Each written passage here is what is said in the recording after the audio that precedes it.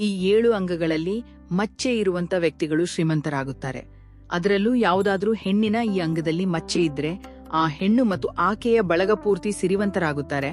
ಹಾಗೆಯೇ ಅಂತಹ ಹೆಣ್ಣು ಮಕ್ಕಳ ಗಂಡಂದಿರು ಕೋಟ್ಯಧಿಪತಿಗಳಾಗುತ್ತಾರೆ. ಇದರ ಜೊತೆಗೆ ಹೆಣ್ಣಿನ ಯಾವ ಅಂಗದಲ್ಲಿ ಮಚ್ಚೆ ಇದ್ರೆ ಆಕೆಗೆ ಗಂಡು ಮಗುವಿನ ಪ್ರಾಪ್ತಿಯಾಗುತ್ತದೆ ಎನ್ನುವ ಸುಳಿವು ಸಿಗುತ್ತದೆ. ಮತ್ತು ಹೆಣ್ಣಿನ ಯಾವ ಲಕ್ಷಣಗಳು ನಿಮ್ಮ ಮನೆಯ ಹೆಣ್ಣು ನಿಮಗೆ ಅದೃಷ್ಟವಂತೆ ಎಂದು ತಿಳಿಸುತ್ತವೆ ಎಂಬುದನ್ನು ತಿಳಿಯೋಣ. ಗೆಳೆಯರೇ, ಇವತ್ತಿನ ಈ ವಿಡಿಯೋ ತಮ್ಮ ಮೈ ಮೇಲಿನ ಮಚ್ಚೆಗಳನ್ನು ಬರೀ ಒಂದು ಸಣ್ಣ ಗುರುತು ಎಂದು ಅಂದುಕೊಳ್ಳುವ ಜನರಿಗೆ ತುಂಬಾ ವಿಶೇಷವಾದದ್ದು. ಆದ್ರೆ ನಿಜ ಹೇಳಬೇಕೆಂದ್ರೆ ಈ ಮಚ್ಚೆಗಳು ನಮ್ಮ ಹಣೆ ಬರಹ, ನಡವಳಿಕೆ ಮತ್ತು ಬಾಳಿನ ದಾರಿಯನ್ನು ತಿಳಿಸುತ್ತವೆ. ಮೈ ಮೇಲಿನ ಮಚ್ಚೆಗಳು ಹುಟ್ಟಿನಿಂದಲೇ ಇರುತ್ತವೆ. ಕೆಲವರ ಕೆನ್ನೆಯ ಮೇಲಿದ್ರೆ ಇನ್ನು ಕೆಲವರ ಹಣೆಯ ಮೇಲಿರುತ್ತವೆ. ಕೆಲವರ ಎದೆಯ ಮೇಲಿದ್ರೆ ಇನ್ನು ಕೆಲವರ ಹೊಟ್ಟೆಯ ಮೇಲಿರುತ್ತವೆ. ಕೆಲವು ಮಚ್ಚೆಗಳು ನಮಗೆ ತುಂಬಾ ಒಳಿತನ್ನು ತರುತ್ತವೆ ಮತ್ತು ಬಾಳಿನಲ್ಲಿ ಹಣ, ಗೆಲುವು ಹಾಗೂ ಅದೃಷ್ಟದ ಬಾಗಿಲನ್ನು ತೆರೆಯುತ್ತವೆ. ಅದೇ ರೀತಿ ಕೆಲವು ಮಚ್ಚೆಗಳು ತೊಂದರೆಗಳ ಕಡೆಗೆ ಬೆರಳು ಮಾಡಿ ತೋರಿಸುತ್ತವೆ. ಹಳೆಯ ಕಾಲದಿಂದಲೂ ಸಾಮುದ್ರಿಕ ಶಾಸ್ತ್ರದಲ್ಲಿ ಮೈ ಮೇಲಿನ ಮಚ್ಚೆಗಳಿಗೆ ತುಂಬಾ ಆಳವಾದ ಮಹತ್ವವನ್ನು ಹೇಳಲಾಗಿದೆ. ಈ ಶಾಸ್ತ್ರವು ಮೈಕಟ್ಟು, ನಡೆಯುವ ನುಡಿಯುವ ರೀತಿ, ಮುಖದ ಲಕ್ಷಣಗಳು ಮತ್ತು ಮೈ ಮೇಲಿರುವ ಗುರುತುಗಳನ್ನು ನೋಡಿ ವ್ಯಕ್ತಿಯ ಪೂರ್ತಿ ಜೀವನದ ಬಗ್ಗೆ ಹೇಳುತ್ತದೆ. ಇಂದು ನಾವು ಅದೇ ಶಾಸ್ತ್ರದ ಆಧಾರದ ಮೇಲೆ ಮೈಯ ಯಾವ ಭಾಗದಲ್ಲಿ ಮಚ್ಚೆ ಇದ್ರೆ ಅದು ಎಂತಹ ಹಣೆಬರಹದ ಸುಳಿವು ನೀಡುತ್ತದೆ ಎಂಬುದನ್ನು ತಿಳಿದುಕೊಳ್ಳೋಣ. ಅದರಲ್ಲೂ ಹೆಣ್ಣು ಮಕ್ಕಳ ಮೈ ಮೇಲಿನ ಮಚ್ಚೆಗಳನ್ನು ತುಂಬಾ ವಿಶೇಷವೆಂದು ಭಾವಿಸಲಾಗಿದೆ. ಏಕೆಂದ್ರೆ ಹಲವು ಕಡೆ ಮಚ್ಚೆಯು ಹೆಣ್ಣು ಮಕ್ಕಳನ್ನು ಸಿರಿವಂತರನ್ನಾಗಿ ಮಾಡುತ್ತದೆ, ಕುಟುಂಬಕ್ಕೆ ಅದೃಷ್ಟವನ್ನು ಹೆಚ್ಚಿಸುತ್ತದೆ ಮತ್ತು ಅವರ ಗಂಡನಿಗೆ ಒಳ್ಳೆಯ ಯೋಗವನ್ನು ಹೊತ್ತು ತರುತ್ತದೆ. ಅದಕ್ಕಾಗಿಯೇ ಗೆಳೆಯರೇ ಗಮನವಿಟ್ಟು ಕೇಳಿ, ಏಕೆಂದ್ರೆ ಈ ಮಾತು ನಿಮ್ಮ ಮನೆ ಮತ್ತು ಜೀವನ ಎರಡರ ಮೇಲೆಯೂ ಬೆಳಕು ಚೆಲ್ಲುತ್ತದೆ. ಮೊದಲು ಹೊಟ್ಟೆಯ ಮೇಲಿನ ಮಚ್ಚೆಯ ಬಗ್ಗೆ ಮಾತನಾಡೋಣ. ಯಾರ ಹೊಟ್ಟೆಯ ಮೇಲೆ ಮಚ್ಚೆ ಇರುತ್ತದೋ ಅಂತಹ ಜನರು ಊಟ ತಿಂಡಿಯ ದೊಡ್ಡ ಶೋಕಿನವರಾಗಿರುತ್ತಾರೆ ಮತ್ತು ಅವರಿಗೆ ಭಾರೀ ಸವಿಯೂಟದ ಸುಖ ಸಿಗುತ್ತದೆ. ಆದರೆ ಮಚ್ಚೆಯು ಹೊಕ್ಕುಳ ಎಡಭಾಗದಲ್ಲಿದ್ದರೆ ಜೀರ್ಣಕ್ಕೆ ಸಂಬಂಧಿಸಿದ ತೊಂದರೆಗಳು ಬರಬಹುದು. ಇನ್ನು ಮಚ್ಚೆಯು ಹೊಕ್ಕುಳ ತೀರಾ ಕೆಳಗಿದ್ರೆ ಲೈಂಗಿಕ ಕಾಯಿಲೆಗಳ ತೊಂದರೆ ಬರಬಹುದು ಎಂದು ಹೇಳಲಾಗಿದೆ. ಹೆಣ್ಣು ಮಕ್ಕಳಿಗೆ ಹೊಕ್ಕುಳ ಮೇಲೆ ಅಥವಾ ಹೊಕ್ಕುಳ ಸುತ್ತಮುತ್ತ ಮಚ್ಚೆ ಇರುವುದು ತುಂಬಾ ಒಳ್ಳೆಯದು ಎಂದು ಭಾವಿಸಲಾಗುತ್ತದೆ. ಅಂತಹ ಹೆಣ್ಣು ಮಕ್ಕಳು ಬಾಳಿನಲ್ಲಿ ಹಣ, ಗೌರವ ಮತ್ತು ಸುಖವನ್ನು ಪಡೆಯುತ್ತಾರೆ. ಅವರ ಮನೆಯಲ್ಲಿ ಹಣದ ಅಭಾವ ಎಂದಿಗೂ ಬರುವುದಿಲ್ಲ. ಆದರೆ ಹೊಕ್ಕುಳ ಮೇಲೆ ಮಚ್ಚೆ ಇರುವುದು ಕೆಟ್ಟದ್ದು ಎಂದು ಭಾವಿಸಲಾಗಿದೆ. ಇದು ವ್ಯಕ್ತಿಯ ಕೆಟ್ಟ ಅದೃಷ್ಟ ಮತ್ತು ಹೆಣಗಾಟಗಳ ಕಡೆಗೆ ಸುಳಿವು ನೀಡುತ್ತದೆ. ಈಗ ಕೆನ್ನೆಯ ಮಚ್ಚೆಗೆ ಬರೋಣ. ಯಾವುದಾದ್ರೂ ವ್ಯಕ್ತಿಯ ಬಲ ಕೆನ್ನೆಯ ಮೇಲೆ ಮಚ್ಚೆ ಇದ್ರೆ ಅದನ್ನು ತುಂಬಾ ಒಳ್ಳೆಯದು ಎಂದು ಭಾವಿಸಲಾಗುತ್ತದೆ. ಅಂತಹ ಜನರು ಯೋಗದವರು, ಕಷ್ಟಪಟ್ಟು ದುಡಿದ ಪ್ರತಿಫಲ ಅವರಿಗೆ ಸದಾ ಸಿಗುತ್ತದೆ ಮತ್ತು ಹಣದ ಕೊರತೆ ಬರುವುದಿಲ್ಲ. ಈ ಜನರು ತಮ್ಮ ಸಂಗಾತಿಗೆ ತುಂಬಾ ನಂಬಿಕಸ್ಥರಾಗಿರುತ್ತಾರೆ ಮತ್ತು ಸಂಬಂಧಗಳನ್ನು ಕಡೆಯವರೆಗೂ ಉಳಿಸಿಕೊಂಡು ಹೋಗುತ್ತಾರೆ. ಆದರೆ ಎಡಕೆನ್ನೆಯ ಮೇಲೆ ಮಚ್ಚೆ ಇದ್ರೆ ಅಂತಹ ವ್ಯಕ್ತಿಗಳು ಸ್ವಲ್ಪ ಹೆಚ್ಚಾಗಿಯೇ ಪೋಲು ವೆಚ್ಚ ಮಾಡುವವರಾಗಿರುತ್ತಾರೆ ಮತ್ತು ಹಣವನ್ನು ಉಳಿಸುವುದು ಕಡಿಮೆ ಇರುತ್ತದೆ. ಅವರು ತಮ್ಮ ಖರ್ಚುಗಳಲ್ಲಿ ಸ್ವಲ್ಪ ಹಿಡಿತವಿಟ್ಟುಕೊಳ್ಳಬೇಕು. ಸಾಮುದ್ರಿಕ ಶಾಸ್ತ್ರದಲ್ಲಿ ಹಣೆಯ ಮೇಲಿನ ಮಚ್ಚೆಯ ಮಹತ್ವವನ್ನು ವಿಶೇಷವಾಗಿ ಹೇಳಲಾಗಿದೆ. ಹಣೆಯ ಬಲಭಾಗದಲ್ಲಿ ಮಚ್ಚೆ ಇದ್ರೆ ವ್ಯಕ್ತಿಯು ಏಳಿಗೆಯ ದಾರಿಯಲ್ಲಿ ಸದಾ ಮುನ್ನುಗ್ಗುತ್ತಾನೆ. ಅಂತಹ ಜನರ ಯೋಗ ಎಂದಿಗೂ ಕೈಕೊಡುವುದಿಲ್ಲ ಮತ್ತು ತಮ್ಮ ಕಷ್ಟದ ದುಡಿಮೆಯಿಂದ ಜೀವನದಲ್ಲಿ ತುಂಬಾ ಎತ್ತರಕ್ಕೆ ತಲುಪುತ್ತಾರೆ.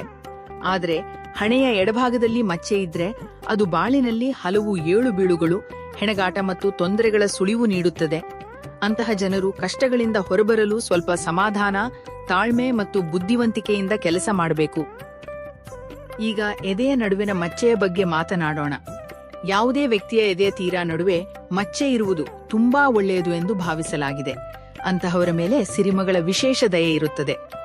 ಅವರು ಅದೃಷ್ಟವಂತರು ಮತ್ತು ಇವರಿಗೆ ಬಾಳಿನಲ್ಲಿ ಹಣ, ಗೌರವ, ಸುಖ ಸೌಕರ್ಯಗಳು ಹಾಗೂ ಹೆಸರು ಎಲ್ಲವೂ ಸಿಗುತ್ತದೆ.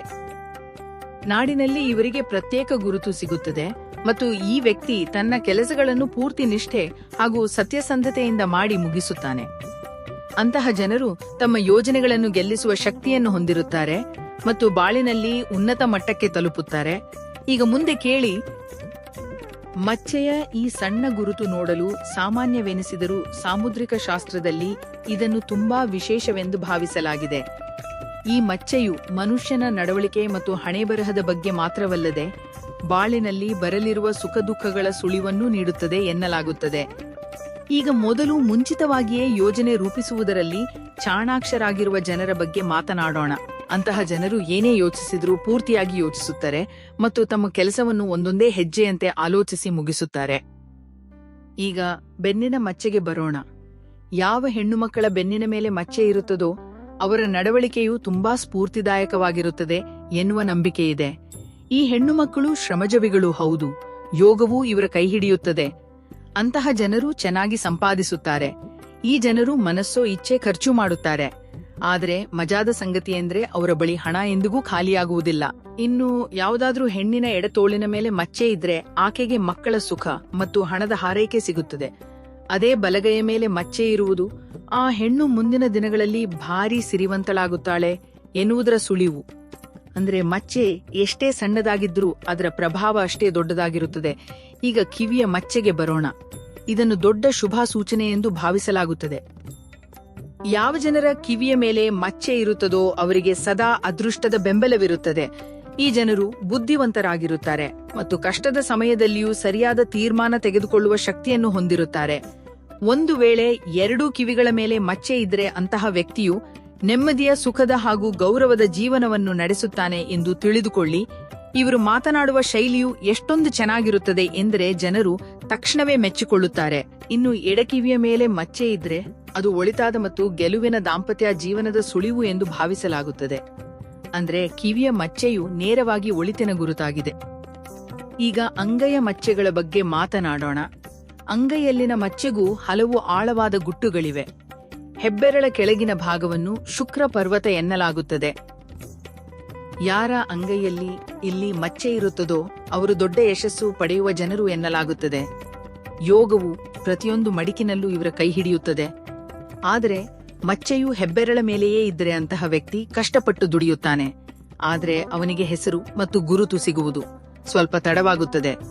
ಉಂಗುರದ ಬೆರಳಿನ ಮೇಲೆ ಮಚ್ಚೆ ಇರುವುದು ಹಣ, ಕೀರ್ತಿ ಮತ್ತು ಗೌರವಕ್ಕೆ ಎಂದಿಗೂ ಕೊರತೆಯಾಗದಂತೆ ನೋಡಿಕೊಳ್ಳುತ್ತದೆ. ಇನ್ನು ಕಿರುಬೆರಳಿನ ಮೇಲೆ ಮಚ್ಚೆ ಇದ್ದರೆ ವ್ಯಕ್ತಿಯು ತುಂಬಾ ಹೆಸರು ಮಾಡುತ್ತಾನೆ. ಆದರೆ ಮನಸ್ಸು ಸ್ವಲ್ಪ ಚಡಪಡಿಸುತ್ತದೆ. ಅಂಗೈಯ ತೀರ ನಡುವಿನಲ್ಲಿ ಮಚ್ಚೆ ಇರುವುದು ಅತ್ಯಂತ ಶುಭ ಎಂದು ಭಾವಿಸಲಾಗುತ್ತದೆ.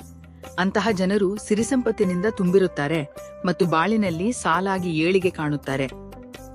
ಈಗ ಮೂಗಿನ ಮೇಲಿನ ಮಚ್ಚೆಯ ಬಗ್ಗೆ ಮಾತನಾಡೋಣ. ಯಾರಾದ್ರೂ ಮೂಗಿನ ಮೇಲೆ ಮಚ್ಚೆ ಇದ್ರೆ ಅಂತಹ ಜನರು ಬೇಗನೆ ಮುನಿಸಿಕೊಳ್ಳುತ್ತಾರೆ ಮತ್ತು ಸ್ವಲ್ಪ ಜಗಳಗಂಟರೂ ಆಗಿರುತ್ತಾರೆ ಎನ್ನಲಾಗುತ್ತದೆ. ಆದ್ರೆ ಯೋಗ್ ಇವರ ಬೆನ್ನಿಗಿರುತ್ತದೆ ಮತ್ತು ಕಡಿಮೆ ಶ್ರಮದಲ್ಲೂ ಒಳಿತಾಗುತ್ತದೆ. ಯಾವ ಹೆಣ್ಣು ಮಕ್ಕಳ ಮೂಗಿನ ಮೇಲೆ ಮಚ್ಚೆ ಇದೆಯೋ ಅವರು ತುಂಬಾ ಅದೃಷ್ಟವಂತರು ಎನ್ನಲಾಗುತ್ತದೆ. ಮೂಗಿನ ಬಲಭಾಗದಲ್ಲಿ ಮಚ್ಚೆ ಇರುವ ಹೆಣ್ಣು ಮಕ್ಕಳು ಶಾಂತ ಸ್ವಭಾವದವರಾಗಿದ್ದು ಒಂಟಿಯಾಗಿರಲು ಬಯಸುತ್ತಾರೆ. ಜೋಯಿಸವು ಮಚ್ಚೆಯ ಅಳತೆಯು ತನ್ನದೇ ಆದ ಪ್ರಭಾವ ಬೀರುತ್ತದೆ ಎಂದು ಹೇಳುತ್ತದೆ. ಉದ್ದವಾದ ಮಚ್ಚೆಗಳು ಒಳ್ಳೆಯ ಫಲಿತಾಂಶ ನೀಡುತ್ತವೆ ಮತ್ತು ತಲೆಯ ಬಲಭಾಗದಲ್ಲಿ ಮಚ್ಚೆ ಇದ್ದರೆ ಅದು ಐಶ್ವರ್ಯ ಮತ್ತು ಸುಖದ ಸೂಚನೆ ಎಂದು ಭಾವಿಸಲಾಗುತ್ತದೆ. ಸಾಮುದ್ರಿಕ ಶಾಸ್ತ್ರವು ಮೈಮೇಲೆ 12ಕ್ಕಿಂತ ಹೆಚ್ಚು ಮಚ್ಚೆಗಳಿರುವುದು ಒಳ್ಳೆಯದಲ್ಲ ಎಂದೂ ಹೇಳುತ್ತದೆ. ಕೆಲವು ನಂಬಿಕೆಗಳಲ್ಲಿ ಮಚ್ಚೆ ಇರುವ ಜಾಗವು ಹಿಂದಿನ ಜನ್ಮದಲ್ಲಿ ಬಿದ್ದ ಪೆಟ್ಟಿನ ಗುರುತು ಎಂದು ಹೇಳಲಾಗಿದೆ. ಗೆಳೆಯರೇ, ಈಗ ಮುಂದೆ ಹೆಣ್ಣು ಮಕ್ಕಳ ಲಕ್ಷಣಗಳ ಕಡೆಗೆ ಸಾಗೋಣ. ಮನೆಯಲ್ಲಿರುವ ಹೆಣ್ಣಿಗೆ ಹಣೆಬರಹವನ್ನೇ ಬದಲಾಯಿಸುವ ಶಕ್ತಿ ಇದೆ ಎಂಬುದನ್ನು ತಿಳಿದುಕೊಳ್ಳುವುದು ತುಂಬಾ ಮುಖ್ಯ. ಒಬ್ಬ ಒಳ್ಳೆಯ ಹೆಂಡತಿ ಬರೀ ಸಂಸಾರವನ್ನು ಮಾತ್ರ ನಿಭಾಯಿಸುವುದಿಲ್ಲ, ಬದಲಿಗೆ ಗಂಡನಿಗೆ ಮಾನಸಿಕ ಬೆಂಬಲ, ಶಕ್ತಿ ಮತ್ತು ಆತ್ಮವಿಶ್ವಾಸವನ್ನು ನೀಡುತ್ತಾಳೆ. ಪ್ರತಿಯೊಬ್ಬರಿಗೂ ಪ್ರತಿಯೊಂದು ಸಂಬಂಧವನ್ನು ಕಾಯ್ದುಕೊಂಡು ಹೋಗುವ, ಪ್ರತಿಯೊಂದು ಸನ್ನಿವೇಶದಲ್ಲೂ ಜೊತೆಗೆ ನಿಲ್ಲುವ ಮತ್ತು ಮನೆಯಲ್ಲಿ ಸಂತಸದ ವಾತಾವರಣವನ್ನು ಉಂಟುಮಾಡುವಂತಹ ಸಂಗಾತಿ ಸಿಗಲಿ ಎಂಬ ಆಸೆ ಇರುತ್ತದೆ. ಒಳ್ಳೆಯ ಹೆಂಡತಿಯ ಕಿರುನಗೆಯಿಂದಲೇ ಮನೆಯ ಎಲ್ಲಾ ಬಗೆಯ ಕಷ್ಟಕಾರ್ಪಣ್ಯಗಳು ಮಾಯವಾಗುತ್ತವೆ. ಇತಿಹಾಸದಿಂದ ಹಿಡಿದು ಇವತ್ತಿನವರೆಗೆ ಇಂತಹ ಹಲವು ಕಥೆಗಳು ಸಿಗುತ್ತವೆ. ಎಲ್ಲಿ ಗಂಡನ ಗೆಲುವಿನ ಹಿಂದೆ ಹೆಂಡತಿಯ ಗುಣ ಮತ್ತು ಹಣೆಬರಹದ ದೊಡ್ಡ ಕೈ ಇದೆಯೋ. ಈಗ ಯಾವ ಲಕ್ಷಣಗಳು ಒಬ್ಬ ಹೆಣ್ಣು ತನ್ನ ಸಂಗಾತಿಗೆ ತುಂಬಾ ಅದೃಷ್ಟವಂತೆ ಎಂಬುದನ್ನು ತಿಳಿಸುತ್ತವೋ ಅದನ್ನು ತಿಳಿಯಿರಿ. ಮೊದಲನೆಯ ಲಕ್ಷಣ, ಯಾವ ಹೆಣ್ಣು ಮಕ್ಕಳ ಮುಖವು ತಮ್ಮ ಅಪ್ಪನಿಗೆ ಹೋಲುತ್ತದೆಯೋ ಅವರು ಬಾಳಿನಲ್ಲಿ ತುಂಬಾ ಅದೃಷ್ಟವಂತರು ಎಂದು ಭಾವಿಸಲಾಗುತ್ತದೆ. ಅವರಿಗೆ ಅವರು ಬಯಸುವ ಎಲ್ಲಾ ಸುಖ ಸೌಕರ್ಯಗಳು ಸಿಗುತ್ತವೆ. ಒಂದು ವೇಳೆ ಯಾವುದಾದ್ರೂ ಹೆಣ್ಣಿನ ಮುಖವು ಆಕೆಯ ಅಮ್ಮನಿಗೆ ಹೋಲುತ್ತಿದ್ದರೆ ಆಕೆಯು ತುಂಬಾ ಯೋಗದವಳು ಎನ್ನಲಾಗುತ್ತದೆ. ಯಾವುದಾದ್ರೂ ಹೆಣ್ಣಿನ ಮುಖವು ನಯವಾಗಿ ಮತ್ತು ಸೆಳೆಯುವಂತಿದ್ರೆ ಅದೃಷ್ಟವು ಆಕೆಯ ಬಾಗಿಲನ್ನು ತೆರೆದಿಟ್ಟಿದೆ ಎಂದೇ ಅರ್ಥ. ಮತ್ತು ಒಂದು ಅತ್ಯಂತ ವಿಶೇಷ ಮಾತು, ಯಾವ ಹೆಣ್ಣು ಮಕ್ಕಳ ಮೈಕಟ್ಟು ಸ್ವಲ್ಪ ಮುಂದಕ್ಕೆ ಉಬ್ಬಿಕೊಂಡಿರುತ್ತದೆಯೋ ಅಂದ್ರೆ ಆನೆಯ ರಚನೆಯಂತಿರುತ್ತದೆಯೋ ಅವರನ್ನು ಅತ್ಯಂತ ಶುಭ ಎಂದು ಭಾವಿಸಲಾಗಿದೆ. ಅಂತಹ ಹೆಣ್ಣು ಮಕ್ಕಳು ತಮ್ಮ ಗಂಡ ಮತ್ತು ಕುಟುಂಬಕ್ಕೆ ಅದೃಷ್ಟದ ಬೀಗದ ಕೈಯಿದ್ದಂತೆ. ಇವರು ಬಾಳಿನಲ್ಲಿ ಸುಖ, ಐಶ್ವರ್ಯ ಮತ್ತು ಗೆಲುವನ್ನು ತರುತ್ತದೆ. ಇಂತಹ ಹೆಣ್ಣು ಮಕ್ಕಳನ್ನು ತುಂಬಾ ಯೋಗದವರೆಂದು ಭಾವಿಸಲಾಗುತ್ತದೆ. ಯಾರ ಅವರಿಂದಲೇ ಮನೆಯಲ್ಲಿ ಸುಖ ಸಂಪತ್ತು ನೆಲೆಸಿರುತ್ತದೆಯೋ. ಕೆಲವು ಹೆಣ್ಣು ಮಕ್ಕಳಲ್ಲಿ ಹುಟ್ಟಿನಿಂದಲೇ ಇಂತಹ ದೈವಿಕ ಅದೃಷ್ಟವಿರುತ್ತದೆ. ಅವರ ಹೆಜ್ಜೆ ಬಿದ್ದೊಡನೆಯೇ ಮನೆಯಲ್ಲಿ ಏಳಿಗೆ, ಶಾಂತಿ ಮತ್ತು ಸಂತಸ ಹೆಚ್ಚಾಗತೊಡಗುತ್ತದೆ ಎನ್ನಲಾಗುತ್ತದೆ. ಈಗ ಮೊದಲು ಯಾವ ಹೆಣ್ಣು ಮಕ್ಕಳ ಹಣೆ ಅಚ್ಚುಕಟ್ಟಾಗಿ, ನೇರವಾಗಿ ಮತ್ತು ಕುಂಕುಮ ಇಡುವ ಜಾಗ ಸ್ವಲ್ಪ ಎತ್ತರವಾಗಿರುತ್ತದೆಯೋ ಅವರನ್ನು ತುಂಬಾ ಶುಭ ಎಂದು ಭಾವಿಸಲಾಗುತ್ತದೆ. ಅಂತಹ ಹೆಣ್ಣು ಮಕ್ಕಳು ತಮ್ಮ ಗಂಡನಿಗೆ ಅದೃಷ್ಟವನ್ನು ಹೊತ್ತು ತರುತ್ತಾರೆ ಮತ್ತು ಇವರ ಬರುವಿಕೆಯಿಂದ ಗಂಡನ ಆಯುಷ್ಯ ಉದ್ದವಾಗುತ್ತದೆ, ಸುರಕ್ಷಿತವಾಗಿರುತ್ತದೆ ಮತ್ತು ಸುಖಮಯವಾಗಿರುತ್ತದೆ ಎಂದು ನಂಬಲಾಗುತ್ತದೆ. ಯಾವುದಾದರೂ ಹೆಣ್ಣಿನ ಕೂದಲು ದುಂಬಿಯಂತೆ ಕಪ್ಪಗೆ, ದಟ್ಟವಾಗಿ ಮತ್ತು ಸ್ವಲ್ಪ ಸ್ವಲ್ಪ ಸುರುಳಿಯಾಕಾರವಾಗಿ ಹೇಮಾಜಿನ ಸುತ್ತಿದ್ದಂತೆ ಇದ್ರೆ ಅದನ್ನು ತುಂಬಾ ಶುಭ ಎಂದು ಭಾವಿಸಲಾಗಿದೆ. ಇಂತಹ ಕೂದಲು ಬರೀ ಅಂದವನ್ನು ಹೆಚ್ಚಿಸುವುದು ಮಾತ್ರವಲ್ಲದೆ ಒಳ್ಳೆಯ ಅದೃಷ್ಟದ ಸುಳಿವನ್ನು ನೀಡುತ್ತದೆ. ನಯವಾದ, ಮೆತ್ತಗಿನ ಮತ್ತು ನಜೂಕಾದ ಕೂದಲಿರುವ ಹೆಣ್ಣು ಮಕ್ಕಳು ಸಂಸ್ಕಾರವಂತರು ಮತ್ತು ಶುಭ ತರುವವರು ಎಂದು ಭಾವಿಸಲಾಗುತ್ತದೆ. ಆದರೆ ಶಾಸ್ತ್ರಗಳು ಇವನ್ನು ಹೇಳುತ್ತವೆ, ಒಂದು ವೇಳೆ ಅವು ತುಂಬಾ ದೂರವಿದ್ದು ಅವುಗಳ ನಡುವೆ ಹೆಚ್ಚಿನ ಅಂತರ ಕಾಣಿಸುತ್ತಿದ್ದರೆ ಮತ್ತು ಅವುಗಳ ಆಕಾರ ಬಿಲ್ಲು ಕೆಳಗೆ ಬಾಗಿದಂತೆ ಇದ್ರೆ ಅದನ್ನು ಶುಭ ಎಂದು ಭಾವಿಸಲಾಗುವುದಿಲ್ಲ. ಇಂತಹ ಸೊಸೆಯಂದಿರು ಒಟ್ಟಾರೆಯಾಗಿ ಕಡಿಮೆ ಅದೃಷ್ಟದ ಸುಳುವು ಎನ್ನಲಾಗಿದೆ. ಮುಖದ ಆಕಾರವು ವ್ಯಕ್ತಿಯ ಹಣೆ ಬರಹವನ್ನೇ ಹೇಳುತ್ತದೆ. ಈಗ ಯಾವ ಹೆಣ್ಣುಮಕ್ಕಳ ಅಂಗಾಲುಗಳು ಚೊಕ್ಕಟವಾಗಿ ಮೆತ್ತಗೆ ಇರುತ್ತವೆಯೋ ಅವರ ಬಗ್ಗೆ ಮಾತನಾಡೋಣ. ಅವರು ಮದುವೆಗೆ ತುಂಬಾ ಶುಭ ಮತ್ತು ಉತ್ತಮ ಎಂದು ಭಾವಿಸಲಾಗುತ್ತದೆ. ಅವರ ಅಂಗಾಲಿನ ಆಕಾರವೇ ಅವರ ಹಣೆಬರಹದಲ್ಲಿ ಸುಖ, ಗೌರವ ಮತ್ತು ಸುಖಮಯ ದಾಂಪತ್ಯ ಜೀವನ ಬರೆದಿದೆ ಎಂದು ಹೇಳಿಬಿಡುತ್ತದೆ. ಉಗುರುಗಳು ನಯವಾಗಿ, ದುಂಡಗೆ, ಹಗುರವಾಗಿ ಮೇಲಕ್ಕೆದ್ದು ಮತ್ತು ತಾಮ್ರದಂತೆ ಹೊಳೆಯುತ್ತಿದ್ದರೆ ಇದು ಸಹ ಭಾರೀ ಒಳಿತಿನ ಗುರುತಾಗಿದೆ. ಗಳ ಪ್ರಕಾರ ಯಾವ ಹೆಣ್ಣುಮಕ್ಕಳ ಕೂದಲು ಉದ್ದವಾಗಿ, ದಟ್ಟವಾಗಿ ಮತ್ತು ರೇಷ್ಮೆಯಂತಿರುತ್ತದೆಯೋ ಅವರನ್ನು ಪದ್ಮಿನಿ ಎನ್ನಲಾಗುತ್ತದೆ.